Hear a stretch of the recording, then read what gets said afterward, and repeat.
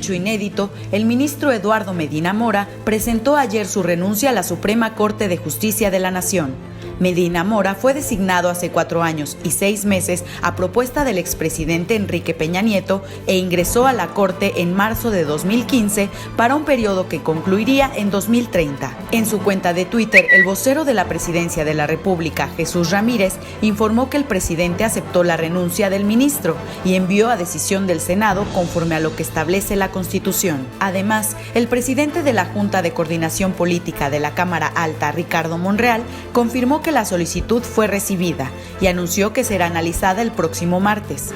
Según el artículo 98 de la Constitución, las renuncias de los ministros de la Suprema Corte solo proceden por causas graves y hasta el momento no son públicos los motivos de Medina Mora, pero es investigado por la Unidad de Inteligencia Financiera de Hacienda por presuntamente recibir transferencias que no corresponden a su declaración patrimonial.